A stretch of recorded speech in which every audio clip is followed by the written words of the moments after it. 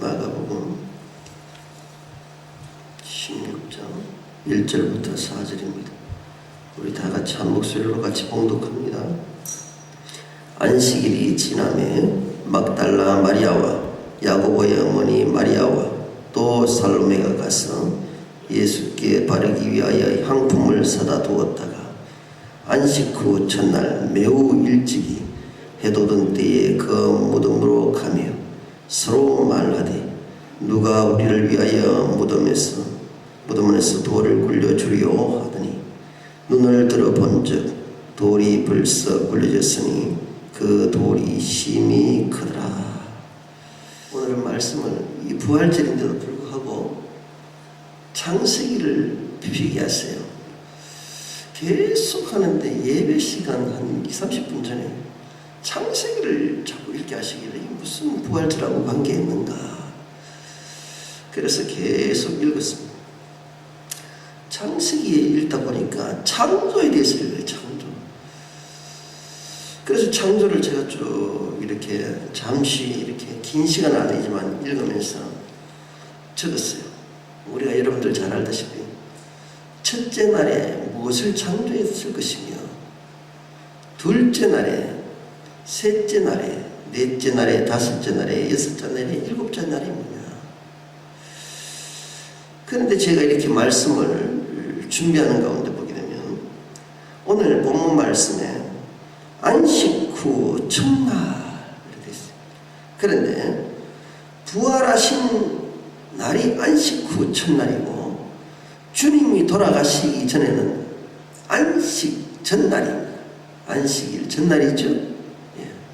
자, 그래서 첫째 날부터 쭉 날짜 요일로 따져보니까 안식일이 토요일이라 이 말입니다. 그러면 일월화수목금토 딱 따졌어. 안식일이 금요일, 지금 안식일 전이 금요일인데 금요일 날 무엇을 만들었는가? 금요일 날 하나님이 무엇을 창조했는가? 그 창조를 보니까 사람을 창조했죠. 사람을 창조했는데, 그러면 토요일 날이 안식일이고 쉬셨고, 그 다음에 부활하시는 날이 우리로 치면 주일인데, 그러면 일요일, 세상 사람들이 말하는 일요일인데, 주일 날에는 어떻게 무엇을 창조하셨는가? 빛과 어두움이다. 여기서 하나님께서 의도하시는 말씀을 저에게 딱 주셨어요.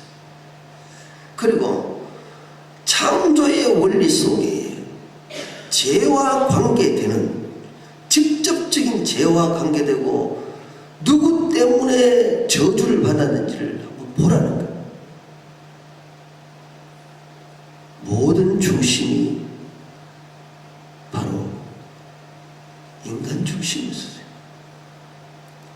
하나님께서 사람을 만들 때는 다른 것으로 만드는 것이 아니라 삼위일체 하나님의 영성을 불어넣음으로 인해서 인간이 만들어집니다.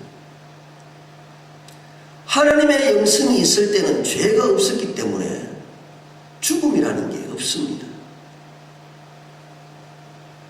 그렇기 때문에 죽음과는 전혀 별개의 문제로 살아갔던 인간입니다. 그런데 죄가 들어옴으로 인해서 전혀 없던 것이 하나가 우리 인간에게 툭 떨어집니다. 그것이 죽음입니다. 그런데 그 죽음을 누구든지 해결할 수 있는 사람이 없다.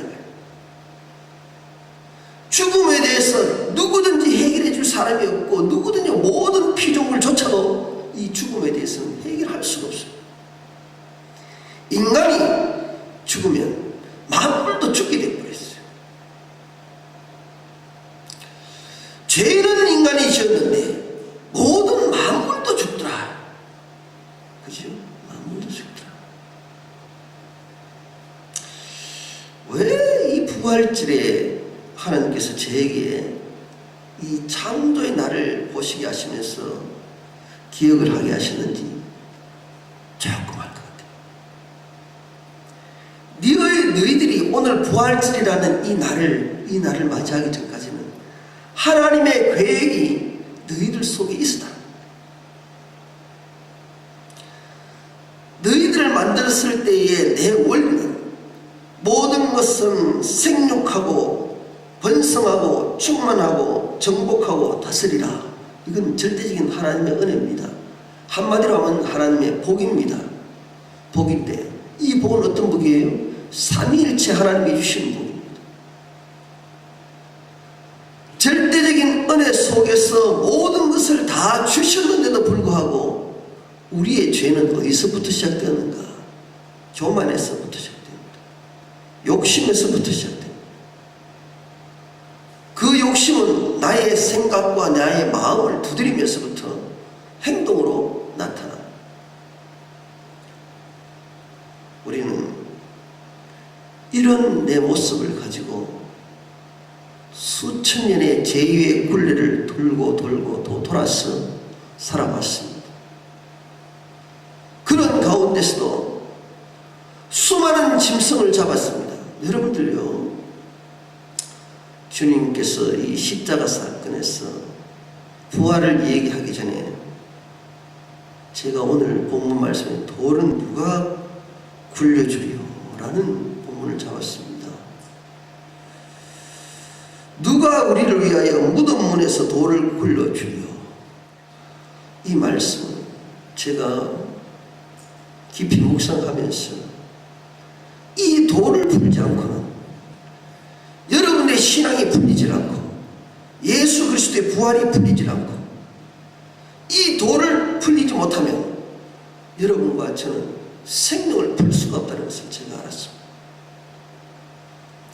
우리가 단순하게 부활을 해서 주님이 부활하셨다. 아닙니다. 여러분들요, 십자가를 그렇게 쉽게 보면 안 돼. 여러분들의 고난도 어려웠지만 이 고난도 어려울 뿐 아니라 주님의 부활도 그냥 할렐루야 부활하셨네 이게 중요한 게 아니에요.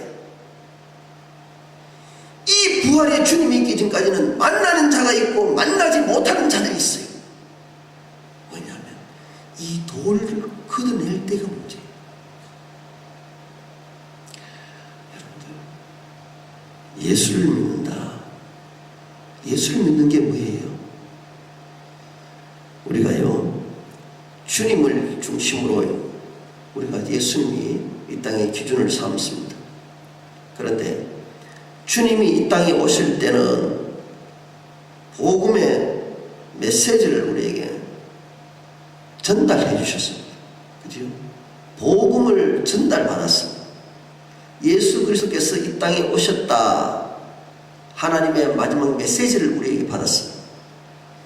그래서 모든 포커스를 예수 그리스도의 탄생에 대해서 포커스를 맞췄습니다. 그게 메시아의 시작입니다. 그랬는데 주님께서 이 십자가 사건 이후에 부활 사건은 뭐냐면 복음의 증거입니다.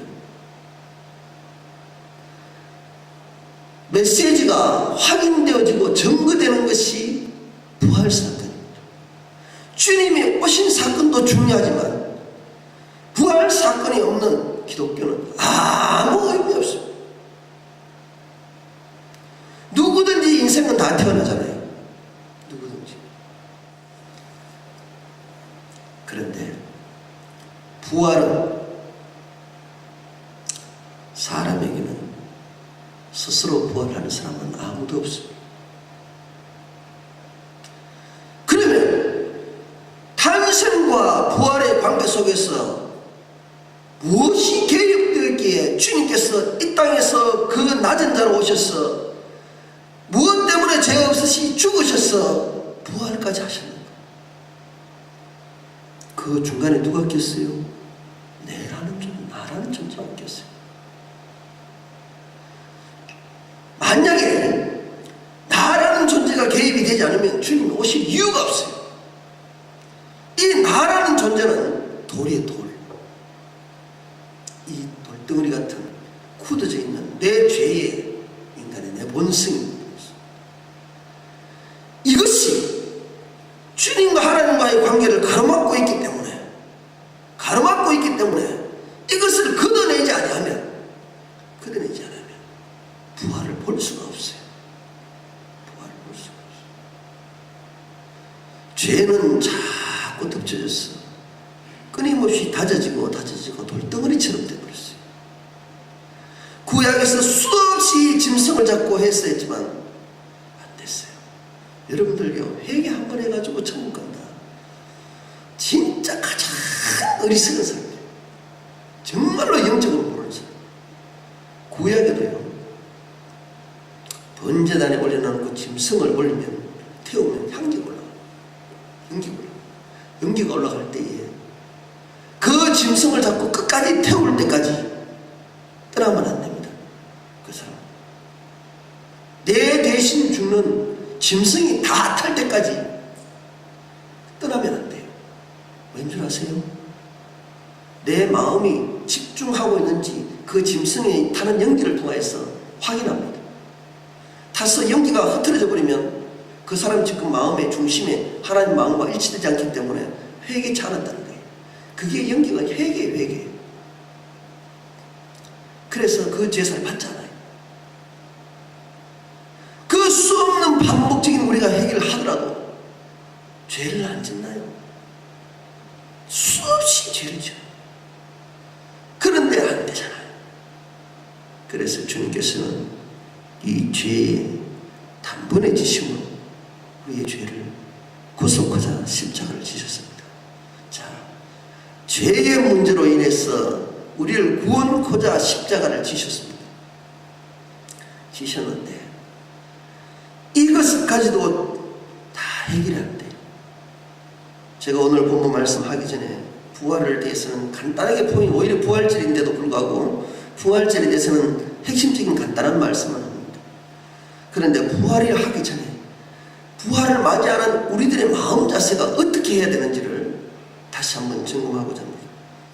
무덤 속에 들어가기 전까지 누구의 무덤에 들어갑니까? 사내들인 공인 아리마대 요셉이라는 사람이 있습니다.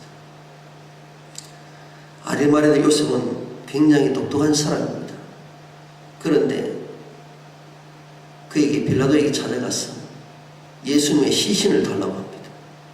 자, 그런데 여러분들 이 말씀은 마태복음에도 나오고 누가복음에도 나옵니다. 그리고 사복음서 전체에 나오는데 요한복음에서는 구체적인 말씀은 좀 빠집니다. 그런데 마태복음에 가보면 얼마나 빌라도가 떠는지 마음을 떠는지 그게 나타납니다. 죽었는지 확인까지 합니다. 그리고 난 이후에 시신을 요셉에게 내줍니다. 무덤에 들어갑니다. 그런데 들어가기 전에 그 무덤이 누구의 무덤이요? 아리마대 요셉의 무덤이에요. 이 십자가는요, 이 부활에 있기 전까지는 맥락을 가만히 보세요. 단순하게 하는 거 아닙니다. 주님의 무덤은 원래 없어요. 주님의 무덤은 원래가 없는 거예요. 그런데 주님은 어디 묻혔어요? 아리마대 요셉의 무덤이 아리마대가 요셉이 죽어야 될 자기 무덤 속에 돌무덤 속에 들어가. 돌무덤은 뭐예요? 죄예요, 죄. 그 속에 주님이 들어가는 거예요. 돌로 타나버리는 거예요. 그런데 아리마대 요셉은 어떻게 하시는지 아시죠? 그리고 난 뒤에 시체를 내어주는지라 해놓고 난 다음에 요셉이 그 15장에 보세요. 15장 마가복음 15장 46절에 보게 되면 요셉이 세마포를 사고 예수를 내려다가 이것으로 싸서 세마포를 삽니다. 그리고 이것으로 움켜 쌉니다. 그리고 바위 속에 넣어둡니다. 무슨 뜻이에요? 이 세마포는요, 주님이에요. 우리가 세마포라는 것은 행위입니다. 행위. 우리의 행위로는 도저히 구원받을 수가 없어요. 도저히 구원받을 수가 없어요. 무엇을 사요? 예수 그리스도의 보혈로 그 값을 삽니다. 주님의 몸을 사는 거예요. 피를 사는 거예요. 주님께서는 값없이 우리는 줬지만 우리는 무엇 때문에 대가를 치러요? 주님은 나의 죄의 대가를 치렀습니다. 아리마대 요셉은 먼저 뭐라고 했어요? 다시 한 번 더 돌아가 보면 43절에 보게 되면 아리마대 요셉은 이런 사람입니다. 예수의 시신을 달라 하니 이 사람은 존귀한 공회원이요 하나님 나라를 기다리는 사람. 하나님의 나라를 기다리는 사람이라면 적어도 주님의 값을 치러야 됩니다. 죄의 값을 치르는 자가 하늘나라에 들어갑니다. 그 회개하지 않으면 못 들어가요.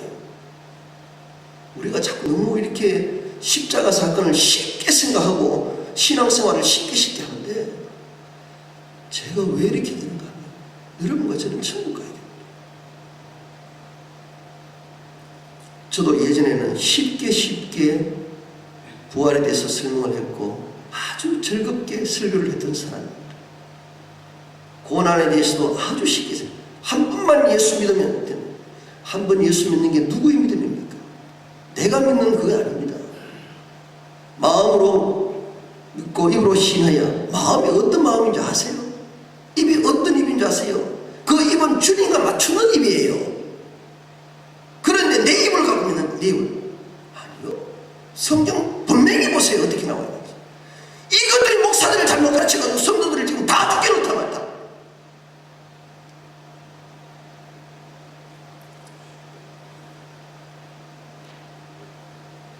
내가 목사잖아. 정말 성경을 엉터리로 가르쳐가지고 정말 엉터리로 가르쳐가지고 주님의 십자가를 먹칠을 하고 부활을 엉터리로 만들고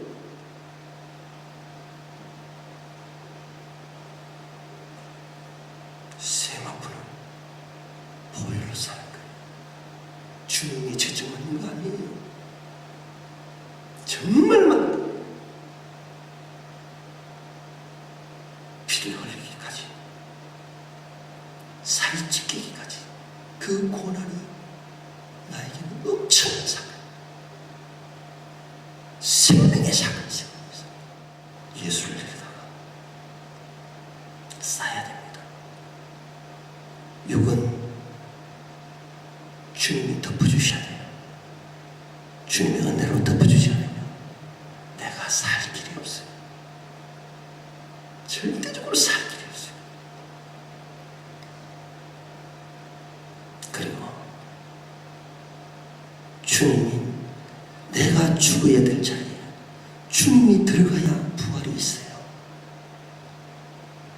내가 죽어야 될 자리에 그 무덤 자리에 내가 들어가면 부활이 없단 말이에요. 절대 없단 말이에요. 그런데 그 죽을 자리를 나는 스스로 무덤을 파고 그 자리에 계속 들어가서 거기에 내가 놀라고 내가 누우면 부활이 없어요. 완전히 죽어버려요. 주님이 들어가셔야 부활을 합니다. 그래서 주님이 내 속에 들어오는 거예요. 주님이 내 속에 들어와야 되고 내 안에 주님이 모셔야 되는 거예요. 내가 돌무덤이요. 내가 무덤이라니까. 왜요? 죄잖아요. 죄. 여러분들 이 죄를 왜 받지 않아요? 이 회개를 하잖아요. 세상이 얼마나 재밌습니까? 그런데요. 그리고 돌무덤을 통하여서 돌을 굴려 무덤문에 놓았다. 자, 도저히 이 죄는 우리 스스로가 해결할 수 없다는 뜻입니다. 한 번 닫으면, 이 돌무덤으로 한 번 닫아 놓으면 다시는 해결하지 못하는 그런 돌문입니다. 돌문. 사랑하는 성도 여러분들, 그 누가 해줘요? 성경 말씀 보게 되면, 마태복음에 보게 되면 천사들이 굴러내요.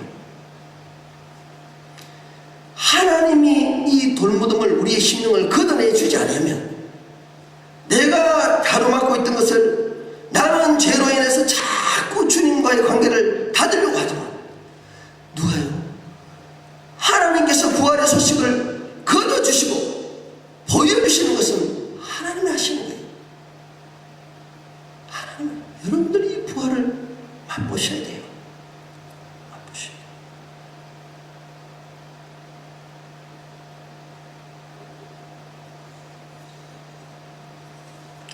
이 무덤이요, 돌을 통해서 하나님 앞에 내가 놓지 않으면, 굴려지지 않으면 우리 심령을 들여다볼 수가 없어요. 죄로 막힌 우리의 모습은 절대 주님의 마음을 볼 수가 없어요. 들여다볼 수가 없어요. 그죠? 그래서 주님께서는 얘기합니다. 내가 너 안에 들어갈 때, 너희들이 내 안에 들어올 때 그게 하나가 되는 것이고 죄가 보여지는 것이고 주님의 뜻을 알게 되는 것이, 이것이 부활의 요점입니다. 오늘 말씀 속에서 가만히 들여다보십시오. 2절 말씀에 안식 후 첫날 부활이 시작이 되는데 그것도 매우 일찍이 해 돋는 때에 그 무덤으로 들어가며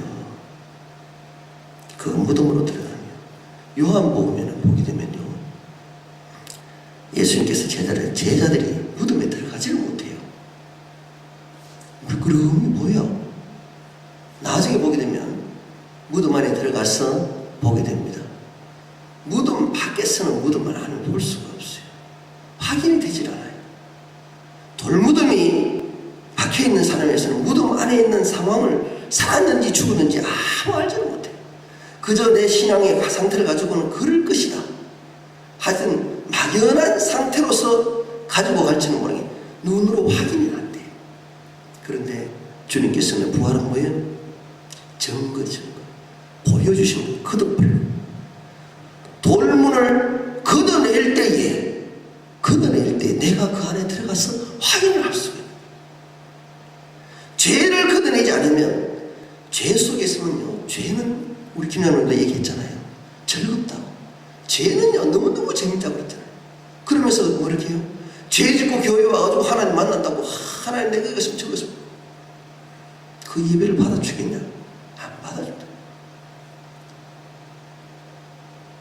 하나님은 거룩하신 분이에요. 세마포는 뭐예요?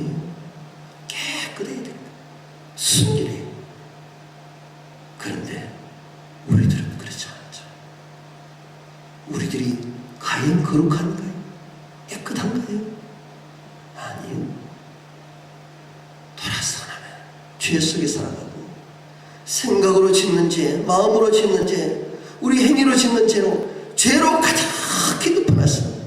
인간의 굴레에서는 벗어날 수가 없는데, 나 자신은 도저히 벗어날 수가 없어요. 그런데 주님께서는 너가 할 수 없는 것을 내가 해준다. 그래서 죄를 걷어내 주시는 부활의 사건. 어때요? 어디까지 가야 돼요? 무덤 앞에까지 가는 자가 무덤 안에서 볼 수 있고 부활을 볼 수가 있어요. 물 좀 갖다 주세요.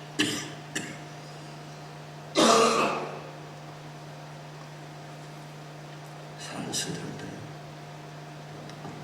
진정 주님을 만나려면 내 죄를 들고 주님 앞에까지 가는 거예요. 그리고 어디에요?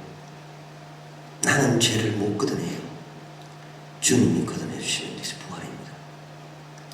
이 부활의 생명은 이 사건 이후로부터 우리 인간에게는 새로운 변화를 맞습니다. 어떤 변화를 받을까요? 이 부활을 보여주신 것은 바로 심판을 얘기합니다. 빛과 어둠을 부활하신 날이 창세기로부터 빛과 어둠이에요. 확연하게 이제는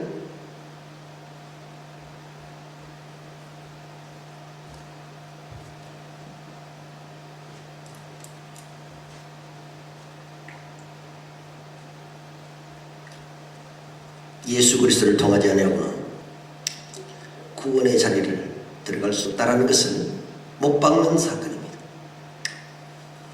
그래서 이 부활의 사건을 통해서 우리의 심령이 채워지지 아니하면 저와 여러분은 천국 도저히 갈 수가 없습니다. 주님께서는 만인에게 모든 메시지를 통하여서 탄생을 통하여서 열어줬지만 그 십자가 앞에 따라오는 자는, 부활을 맛보는 자는 극히 적다라는 사실입니다. 사랑하는 성도 여러분들, 이 십자가의 사건, 부활의 사건은 나 자신을 점검하는 사건입니다. 여러분들과 저희 속에는 큰 돌이 있어요. 큰 돌. 이 돌은요, 굴려내야만 됩니다. 그런데 어떤 경우에는 돌이 반석이 되면, 그 돌이 반석이 되면 내 심령이 교회가 돼요. 모세가 요단강을 건너고 난 이후에 12돌을 취해서 길갈에서 기념비로 세웠습니다. 살려주셨다는 거죠. 하나님이 역사하셨다는 것인데, 이것을 통하여서 얘기하는 것은 뭐예요?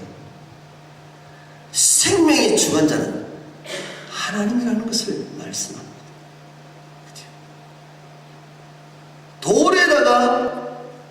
돌판에다가 십계명을 새긴 것은, 하나님의 말씀을 새긴 것은 우리를 향하여서 하나님의 계획을 우리 심령 가운데 새기라는 겁니다. 돌은 우리요. 죄를 벗어야 됩니다. 돌에다가 말씀이 새기지 않으면 그건 돌이요 돌. 새기는 말씀들. 오늘도 여러분들 생각하십시다.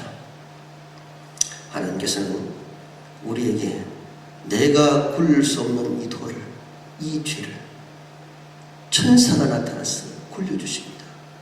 그리고 그 안에 들어가서 볼 수 있어야 부활이 됩니다. 그리고 주님은 부활하셨습니다. 나는 부활을 믿습니다.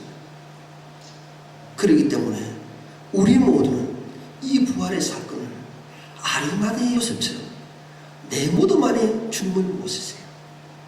나의 죄 때문에 돌아가셨다는 것을 확인하게 기술하세요. 이 부활의 사건은 정말 생명과도 같습니다. 그런데 우리는 잔치상으로만 보일 것이 아니라 철저하게 하나님과 나의 화목의 관계로 만들어가세요. 하나님, 모든 생명 되신 하나님이시여 주관자이신 하나님 앞에서, 마지막 심판으로 오실 그 하나님 앞에서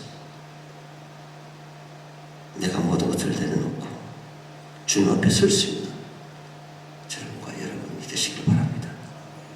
오늘 사실은 제가 말씀을 준비했는 것과 다르게 좀 말씀이 많이 나갔습니다. 저도 그렇습니다만 하나님께서 다른 말씀을 2부 예배 때는 아무래도 다른 말씀이 나갈 것 같아요.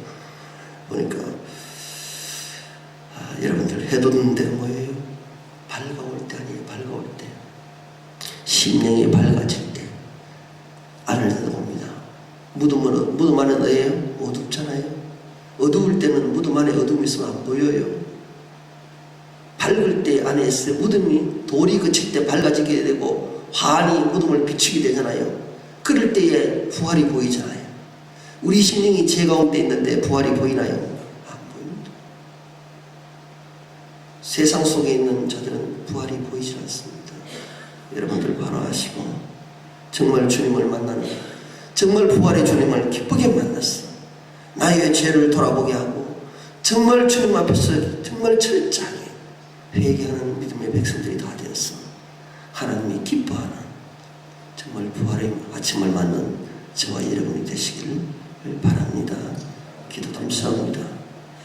오늘도 우리를 향하신 하나님의 계획을 바로 알았습니다. 단단히 잠겨져 있던, 돌로 막혀져 있던 우리의 심령을 하나님께서 이 시간 열어주시고 부활의 소식을 전가해 주시니 감사합니다. 심령이 밝을 때에 무덤으로 갈 수 있으며 밝을 때에 그 무덤에서 돌문이 열리며 밝을 때에 무덤 안을 볼 수 있음을 고백합니다. 먼저 내 자신의 모습을 돌아볼 수 있도록 도와주시고 하나님께서 돌을 굴려 주시옵소서. 오늘 또 말씀을 돌아봅니다. 내 죄는 심히 큰 것을 압니다. 그러나 주님께서 죽기까지 사랑하셨던 것 알게 하셨고 또 부활을 통하여서 우리의 천국을 보여주신 것 확신합니다. 바른 신앙 가지고 바른 말씀 증거하면서 삼위일체 하나님의 사건이신 이 복음 앞에 부활의 사건 앞에 저희들을 다 내려놓게 하여 주옵소서. 오늘 또 이 말씀이 복이 되게 하여 주시고 부활의 승리가 우리 삶 속에 있게 하옵소서. 우리 주 예수 그리스도 이름으로 기도드리옵나이다.